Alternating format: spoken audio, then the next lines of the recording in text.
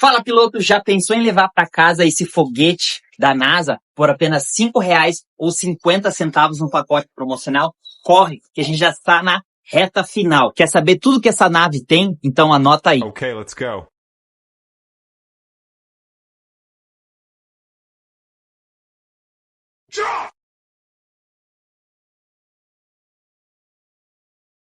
E além do mais, você vai estar me ajudando na temporada 2025. Garanta seus números e a gente se vê nas pistas. Valeu! Fala, fãs de duas rodas, bem-vindo a mais um vídeo do Fofocross. Hoje vamos estar falando da 12ª etapa do MXGP, o Mundial de Motocross, que rolou na Inglaterra esse final de semana na pista de Metairie Bazin. A pista é sensacional, uma das pistas que todos os pilotos europeus adoram, né? A gente teve o Mundial das Nações o ano passado, Motocross das Nações, me desculpem. O Brasil aí, representado pelo Fábio Santos, Enzo Lopes e Beti Burso, andaram muito. Você já pode até se relembrar um pouco da pista. A pista é só liberada no dia dos eventos, tanto que termina o evento, o pessoal reforma a pista e deixa o mato crescer e depois no próximo evento, né, que normalmente só tem um Mundial de Motocross ou Motocross das Nações, eles limpam. Então a pista fica super super tradicional, ela fica super mole, faz bastante canaleta, é uma pista no relevo, né, assim, subida e descida, tem um quádruplo de subida, então é uma das pistas que todos os pilotos do MXGP adoram, né, mas mesmo as pistas, vamos dizer, o layout da pista top, ela não sendo bem tratada, os pilotos reclamam, vamos dizer assim, né, Jeff Herlings foi um dos pilotos que reclamou pelo tratamento da pista, como é uma pista tradicional, todo mundo adora, gosta, mas o tratamento errado, a pista ficou seca, ficou uma linha só, ficou bem complicado, eles reformavam o tempo inteiro, então deu poucas ultrapassagens, então isso deixou os pilotos um pouco, não tristes, né, mas vamos dizer assim, todos lutaram por posições ali, é uma pista que normalmente dá bastante ultrapassagens, porém o tratamento influencia muito, né, igual na pista do última etapa do MXGP na Látiva, como choveu tanto e o pessoal teve que fazer bastante reforma, ficava uma linha só, até elas desenvolver novamente, já estava no final de prova e eles às vezes precisavam fazer reformas, então isso deixa o pelotão muito próximo, as ultrapassagens ficam difíceis, o que vai influenciar muito é a largada, e os principais pilotos, aí, os líderes dos dois campeonatos, abriram vantagem na pontuação. Eu tô feliz, pois são os dois pilotos que eu tô torcendo para ser campeões.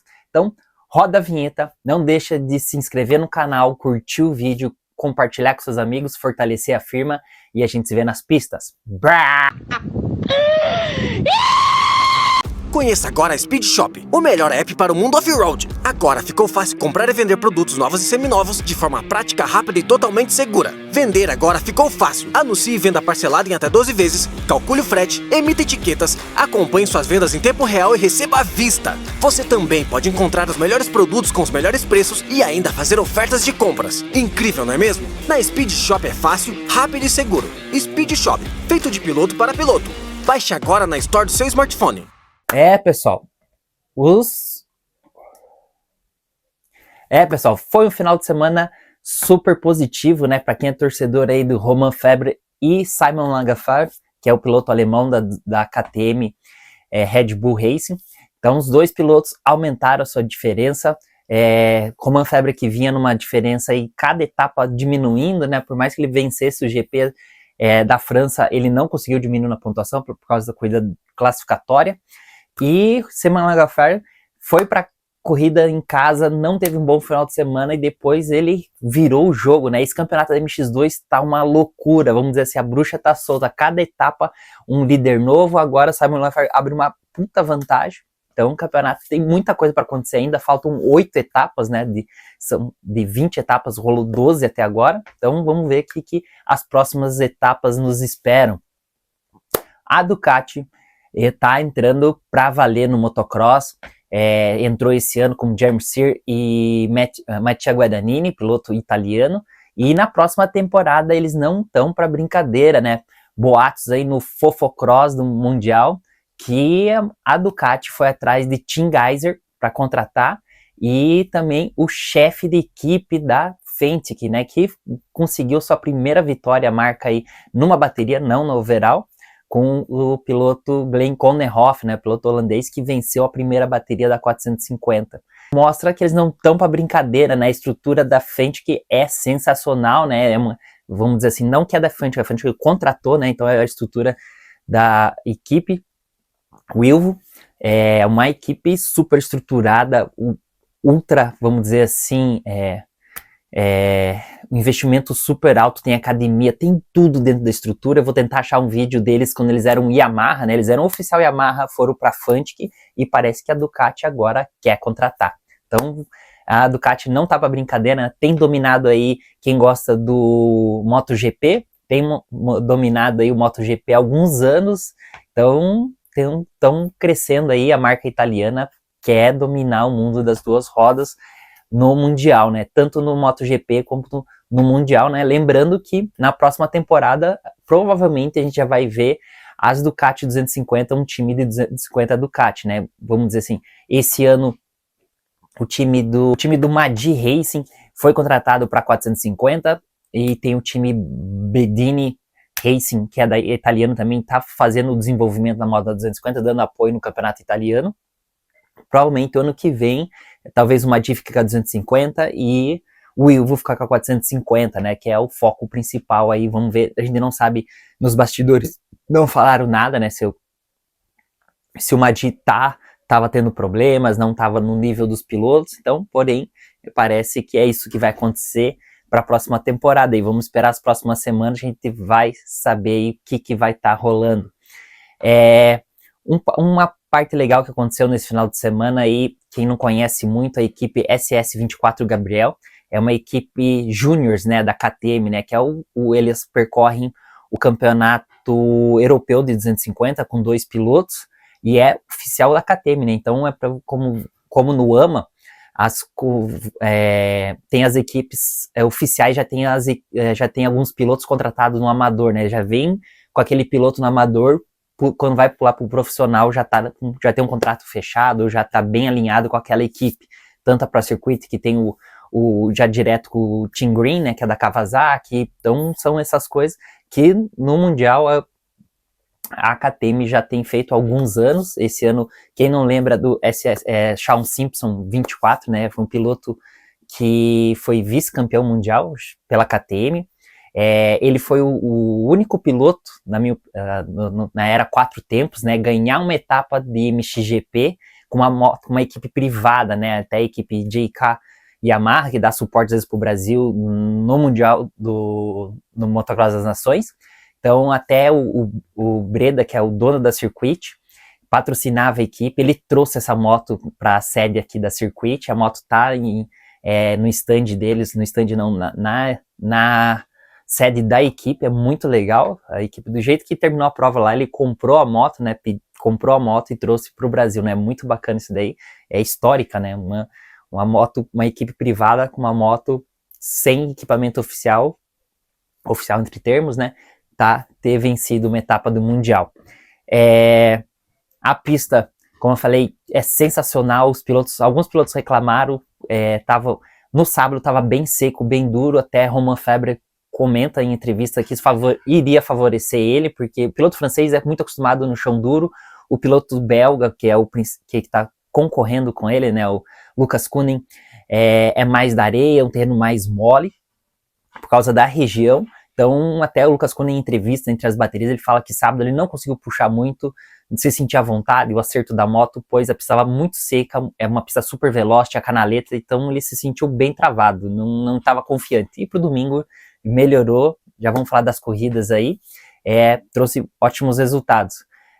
As ultrapassagens realmente teve poucas ultrapassagens, igual o Erles comentou em entrevista, acho que com 20 minutos ou 15 minutos da segunda bateria não teve uma ultrapassagem entre os 10 primeiros, então preciso mostrar como o pelotão está muito próximo, a pista realmente não estava dando tantas condições, né? Tinha uma linha somente rápida, o piloto sabendo se defender, vai embora. E esses pilotos, vamos dizer assim, 20 minutos, eles aguentam, os 10 primeiros ali, eles aguentam meia hora, mas 20 minutos eles aguentam no 110% deles, então você fazer uma ultrapassagem é bem difícil. The Wolf, o atual campeão da MX2 tá, vamos dizer assim, sofrendo com uma bruxa, né? Vamos dizer assim, no final de semana, na etapa passada, caiu no colo dele, né? Ganhou a última bateria, subiu no pódio, parecia que ele tinha tirado aquela zica do corpo, mas não foi um final de semana perfeito para ele, não foi um final de semana produtivo para ele, perdeu muitos pontos na pontuação, já começa no sábado, cai num tombo besta na segunda curva e já tem que fazer uma prova de recuperação, não consegue se recuperar, domingo larga mal, não consegue andar tão bem, se recuperar na pontuação. Então, como eu falei nos outros vídeos, né, a etapa de sábado, a corrida classificatória de sábado já é tão importante quanto as corridas, né? Então, você garantir seus pontos e um bom gate é essencial para você ter um domingo perfeito. Se você não consegue ter um bom resultado no sábado, domingo você vai condenar teu domingo inteiro, né? Porque acaba largando por fora. E no Mundial a gente sabe que as largadas por dentro têm tido melhor resultados, vamos dizer assim, né? O piloto tem uma vantagem bem maior. Então,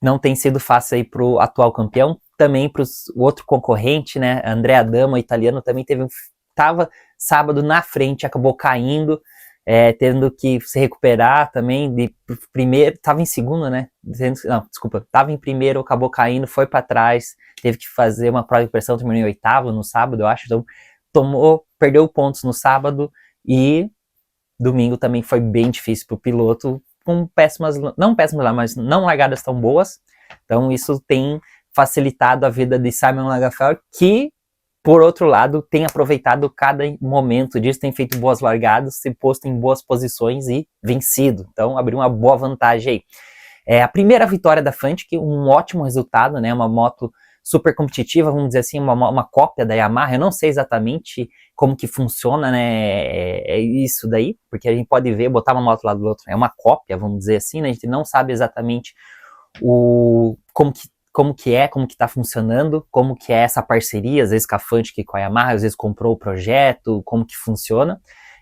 Então, é super bacana, sua primeira vitória na principal categoria, na bateria, né? Já fizeram vários pódios, já segundo, terceiro, já botaram 2 pilotos no pódio. Nessa, Glenn Condenhoff consegue o terceiro lugar na geral, mas uma primeira vitória com, vamos dizer assim, um ótimo resultado, né? Não que os outros pilotos tenham caído, alguma coisa, mas ele foi constante, teve ataque de Jeff Herlings, Lucas Cunning ali, soube se defender, Herlings se apavorou um pouquinho nas últimas voltas ali, acabou caindo, mas Lucas Cunning não deixou barato, veio para cima dele de novo e conseguiu se manter na frente e garantir uma grande vitória para a Fantic.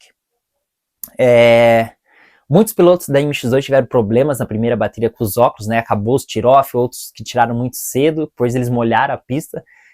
Até no sábado, o piloto De Wolf, né, como tá falando, ele já teve azar na mesa da chegada, ele foi amortecer, tava molhada, a moto patinou, ele acabou virando de frente, largou a moto, virou o Valério Lata da Honda, acabou acertando a moto dele, caindo, machucando o ombro, conseguiu correr, mas correu bem dolorido. Sábado ele abandonou a bateria. Então, para vocês verem, como eu falei do sábado, como é tão importante, e às vezes a preparação da pista muda, né? Igual, tipo, chão espelhado que vai ficar aqui no Brasil e molhar, meu amigo, aquilo ali vira um quiabo, né? A moto patina, gira em falso, ainda mais essas motos devem ser super preparadas, e ele falou que veio com uma marcha, realmente com a marcha, só que ele deixou para acelerar muito no pé do salto e foi amortecer para entortar, a moto acabou patinando e abaixou a frente, ele acabou caindo. Então, foi vamos dizer assim, essa etapa do Matterberg é uma pista super tradicional, faz muitas canaletas. Nas últimas etapas tem chuva, eles têm trabalhado muito com a previsão do tempo, né? Muita chuva, isso e aquilo, e isso tem pego de jeito aí, né? O resultado da etapa. Não choveu, ventou bastante, fechou o tempo, porém não veio a chuva. Então, às vezes o pessoal, vamos dizer assim, vamos ter uma etapa mais seca, porém que se chover, dê para os pilotos andar do que virar um atoleiro, né? De preparar o terreno, deixar mole e depois ninguém conseguir andar. Então tem que pesar, né, os dois lados para a gente, vamos dizer assim, ter um bom evento e se chover, continuar tendo um bom evento. Quem que é da Europa aí sabe que a chuva num piscar de olhos, vem aí e pode mudar tudo. Então é uma coisa que tinha sido tradicional nessa temporada aí, a chuva mudar os eventos. Outra coisa super bacana, queria falar antes para vocês, é de Antônio Cairoli, andou muito bem. No sábado ele acabou batendo o joelho, ele falou que inchou um pouco, não virou tudo, mas ele estava sentindo um pouco de dor, ele não tinha problema de joelho, mas ele sentiu, mas não é nem questão, claro que é questão do resultado, mas a diferença de resultado dele da etapa de Arco de Trento, que ele foi chamado de última hora, tanto que ele não se preparou, ele falou que não treinou uma bateria de meia hora para correr, então ele estava mais testando tudo, então ele trabalhou a intensidade dele, e para essa etapa ele já estava no calendário que ele iria correr, Mattia Guadagnini acabou se machucando durante a semana, ele já foi como substituto, mas ele ia correr como wild card, então mostrou aí a diferença, né? O resultado do Cairoli, ele foi constante entre os 10 primeiros ali, no domingo ele foi melhor, fez um sétimo e um oitavo, ou um sétimo, não, fez um oitavo na primeira bateria e um sétimo na segunda, andou com o pelotão da frente, teve boas largadas, não ficou para trás nas corridas, já na Arco de Trento ele largava bem e ia perdendo o terreno com o pessoal, então isso mostra a preparação do piloto, né, tipo assim, o Cairoli, por mais que ele esteja andando de moto, ele não tá se preparando 100% naquela pegada, então para essa etapa ele falou que se sentiu bem melhor, a moto também se desenvolveu bem melhor, e isso mostra a diferença, né, quando o piloto está bem preparado ou se preparou para aquilo do que quando ele cai de paraquedas no evento. Então, isso mostra o quanto o evento está grande, os pilotos estão bem preparados, né, tanto na MX2 como na MX1, né, o pelotão está muito próximo, nas pistas não tem uma grande diferença técnica, então isso mostra a diferença, como eu falei, do piloto se preparar bem, do outro piloto cair de paraquedas, vou correr um Mundial amanhã. Não é bem assim, né? Ali é casca grossa o negócio. Ainda continuando falando da Ducati, olhando, né, na minha opinião, ela melhorou bastante a moto nos buracos, tanto frenagem quanto aceleração. Na minha opinião, o setup do Jeremy Searle estava muito melhor que o do Cairoli. A do Cairoli ainda me parecia a moto tá quicando, ela ainda parece um pouquinho com muito sag traseiro nas frenagens, parece a frente um pouco mole. A do Jeremy Searle estava assim, agora ela já assentou bem mais. Então, em comparação, olhando a moto nas mesmas imagens que a gente viu, apareceu o Romain Febvre e o Jeremy Searle, a moto do Febvre, a traseira bem mais baixa, assim, mais funda, né? E a do Jeremy Searle, a traseira mais alta, quicando, quebrando para o lado nas outras etapas. Nessa etapa, a moto do Cairoli parecia, principalmente na frente do pit stop, a moto quicando mais, perdendo a traseira, quicando, e a do Jeremy Searle já parecia mais no chão. Então, a moto tem evoluído, eu acho que é gosto de piloto para piloto, claro, o Cairoli não tem corrido o campeonato inteiro, fez uma etapa só, agora outra. Com certeza, se ele for correr mais uma etapa, ou até o AMA Motocross, que tem a previsão para eles correr, para desenvolver a moto no AMA, nas últimas etapas, com certeza já vai ter um setup diferente, e com certeza ele já deve ter sentido bem melhor. O Mattia Guadagnini, na minha opinião, não sei se por causa da altura dele passava uma impressão diferente, mas a moto parecia muito mais estável do que do Jeremy Searle e a do Cairoli, assim, nas outras etapas, né? Então, é isso daí. Acompanhe um pouco do que a gente conseguiu da matéria para trazer para vocês e vamos falar das corridas já já. Bah! Cairoli não perdeu tempo e na Terra da Rainha se nomeou Sir Tony Cairoli. E o mais legal é os fãs aí que tiveram presente, né, os mini fãs, que são o futuro do Mundial de Motocross. Os irmãos Kunen também chamam a atenção da gurizada pela pouca idade e fazendo grandes feitos dentro da pista. Glenn Konnerhoff foi o primeiro vencedor não só da Fantic, como da GasGas também no seu retorno para o Mundial de Motocross na categoria principal. E aí, qual será a nova marca que o piloto conseguirá uma nova vitória? Falando da Fantic, parece que vai ser a nova estrutura da Ducati na equipe MXGP para a próxima temporada. O piloto Oliver, piloto espanhol, que estava sem equipe, né? A sua equipe fechou por falta de patrocinadores, com a saída do patrocinador Master, conseguiu uma vaga na equipe KTM Mundial Juniors e tem obtido ótimos resultados, quase conseguiu sua primeira vitória e seu primeiro pódio nessa temporada. O piloto vai conseguir ótimos resultados ainda até o final do ano. Vocês acham que é só Divan que anda no Brasil? No Mundial temos muitas equipes aí, muitos pilotos com a sua vanzinha para cima e para baixo. Essa Coca é Fanta. O que vocês acham? Os mecânicos nunca têm o dia livre, né? Sempre trabalhando, tanto sexta, sábado e domingo. Aí o piloto André Adamo trocando a sua suspensão, como o Cairoli também tendo dificuldades e trocando a suspensão. Cid, que é uma grande marca mundial de botas, sapatilhas e muito mais, tem trabalhado junto com o piloto Romain Febre aí, e as cores têm deixado o equipamento mais sensacional ainda. O que vocês acharam? Quer uma dica super importante para você ter ótimas largadas? Sempre utilize embreagens novas para a largada. Isso vai ajudar e muito, principalmente logo na saída do gate. Faz total diferença. Pessoal, a MX2 tá muito massa de assistir, porque não tá aquela permanência de os mesmos vencedores. Esse cara larga, vai vencer, isso e aquilo. Vamos dizer assim, o Erlins, no tempo do Erlins na 250, do Muskin ou do Roxon, os caras largavam na frente, agora o cara já venceu. Só se o cara caísse, era raro, né? E agora tá bacana o campeonato, né? Na primeira bateria, Simon Lagafer larga bem, larga em segundo, terceiro, mas perde terreno no começo. Aí eu até fiz nas minhas anotações aqui. O começo de prova dele é o tendão de Aquiles dele se ele não larga na frente. Ele perde muito terreno e contato com o pelotão da frente. Parece que ele tem medo de arriscar, parece ele ser mais duro. Depois o lado bom é que ele vai crescendo depois dos 10 minutos, para ele vai indo, né? A confiança vai vindo, ele vai se soltando. Parece que o começo de prova dele é muito travado, vamos dizer assim, né? E nessa etapa, não foi diferente. A primeira bateria ele largou, tentou achar umas linhas diferentes, perdeu terreno, caiu para sexto, demorou para se recuperar. Depois dos 20 minutos ali, parece que ele virou uma chave e foi ganhando terreno, né? Foi passando os pilotos, foi ganhando terreno, foi para cima do seu companheiro de equipe, do Sacha Kunin. Quem estava liderando era o piloto Oriol Oliver, né? Que ele é um piloto espanhol, que como eu falei, tinha uma equipe, a equipe acabou fechando com perca de patrocinadores.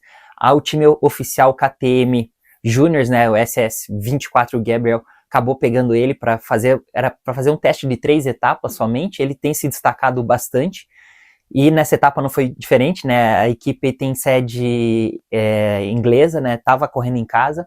Ele liderou praticamente a bateria 20 minutos, né? 20 e poucos minutos, e acabou cometendo um erro besta na seção de costelas. A dianteira entrou numa canaleta, a traseira na outra, ele perdeu a frente e acabou caindo. Levantou super rápido, mas porém a diferença dele ali estava próxima. Sacha Kunin assumiu a liderança e Simon Lagafer já se aproveitou, né? Terceiro foi para segundo, já atacou Sacha Kunin e sumiu na frente, né? Passou e abriu mais 10, 12 segundos ali, mostrou que realmente está muito bem preparado, principalmente na parte final da bateria.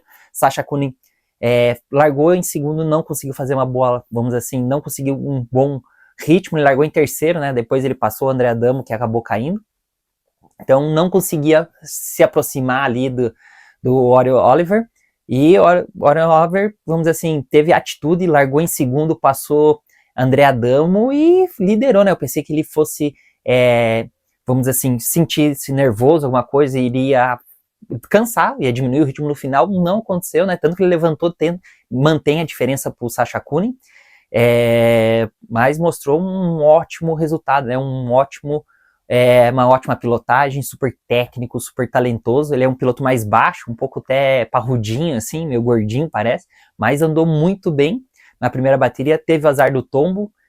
Na minha opinião, se não tivesse tombo, ele poderia ter ganho ou feito segundo, mas um ótimo resultado aí. Como eu estava falando da equipe, ele iria fazer 3 etapas, né? Era um teste, né? Ele acabou já fazendo essas 3 etapas, fazendo o top 5, quase conseguiu um pódio numa etapa. Nessa etapa estava tudo para acontecer o pódio, acabou na segunda bateria largando bem, mas acertando a traseira de Tristan Thibault e ia caindo e fazendo um 10º, né? Acho que ele fez 5º ainda na geral.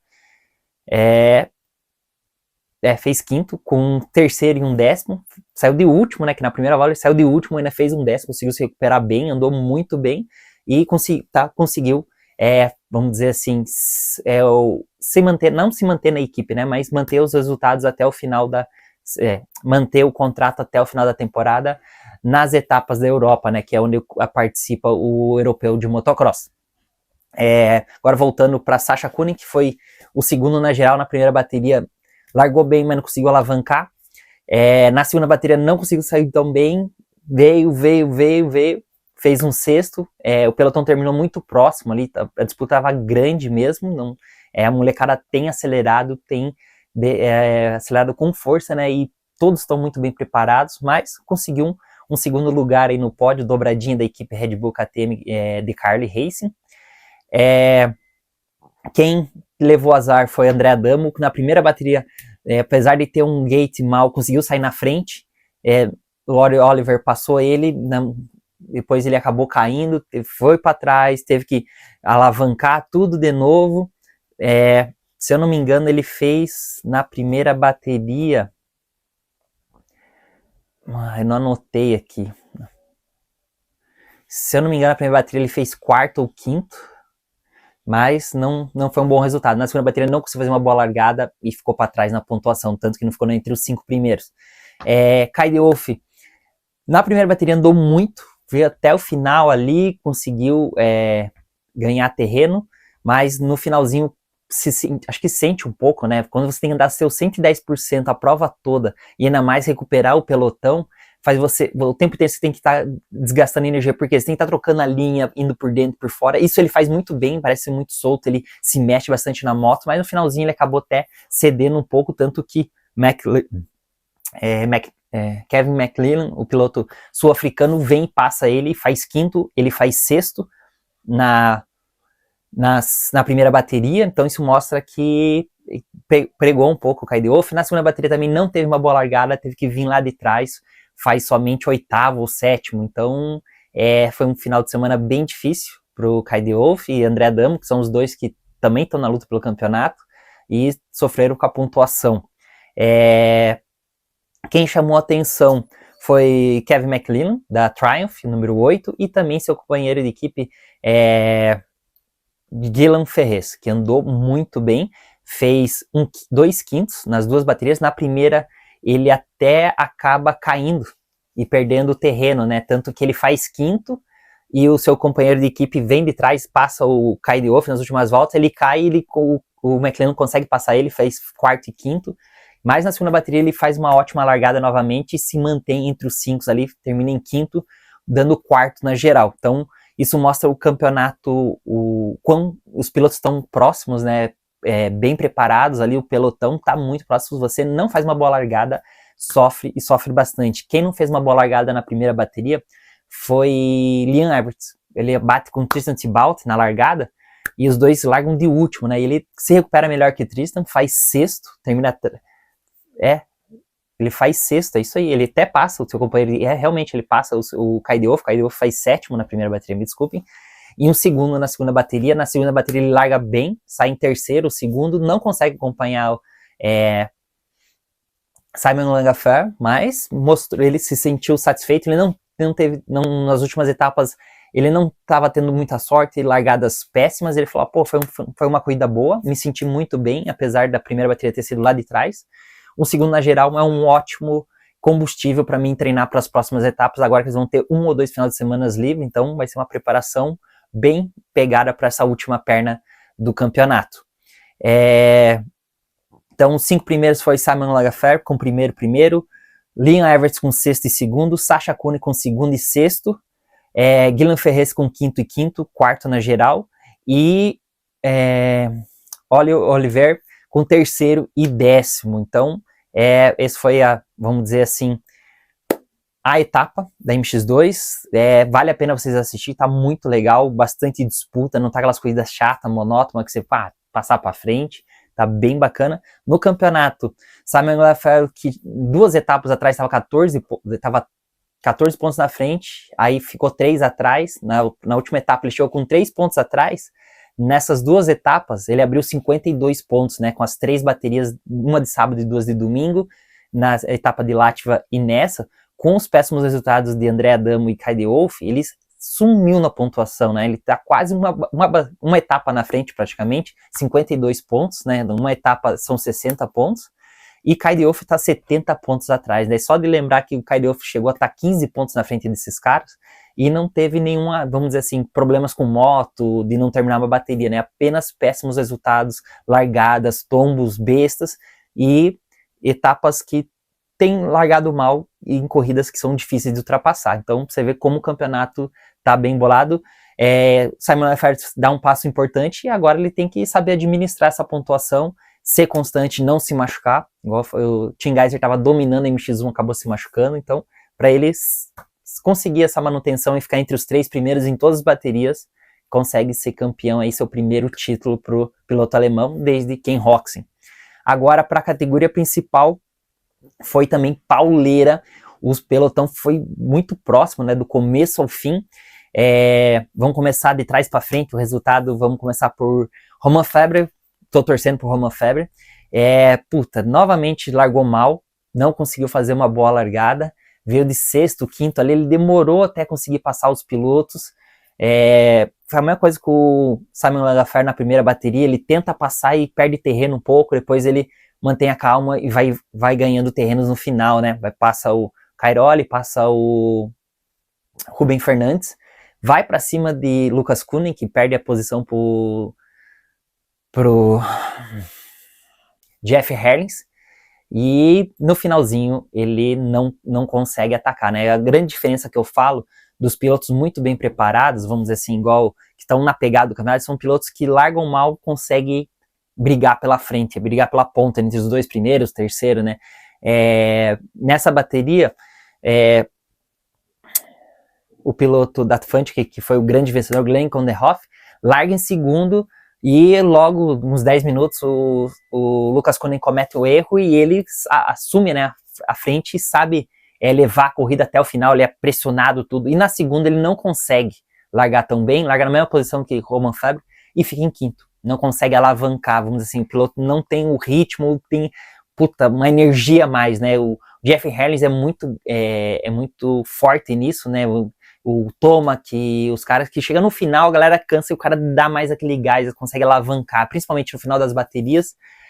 Não é fácil, cara, você tem que estar muito bem fisicamente, principalmente você e a moto, você com você mesmo, para você conseguir se livrar de todos os pensamentos, se focar, tá você e a moto ali, você conseguir render teus 110%. Então, é muito difícil acontecer isso, por isso que eu falo do campeonato. Então, a pista também, às vezes, não deu tantas condições. Então, a primeira bateria, Romain Febvre conseguiu alavancar até o terceiro, levou sorte do Jeff Herlings cair no finalzinho ali. Jeff Herlings alavancou também, tava brigando, tava na frente do Romain Febvre, conseguiu passar mais fácil o Rubem Fernandes, da Honda, e foi na caça do Lucas Koenig, passou o Lucas Koenig, foi para cima do Glenn Konderhoff e acabou caindo, né, de segundo, fez quarto, né, depois o pelotão estava muito próximo. Lucas Koenig parece que pegou um pouco o braço, né, caiu, pegou um pouco o braço, perdeu o terreno, cara, no finalzinho ele ligou um nitro e foi para cima do Glenn Konderhoff, né, nas 2 últimas voltas, mas o Glenn Konderhoff super bem preparado, mereceu a vitória, soube se defender e levou. Então os 4 primeiros da primeira bateria foi isso.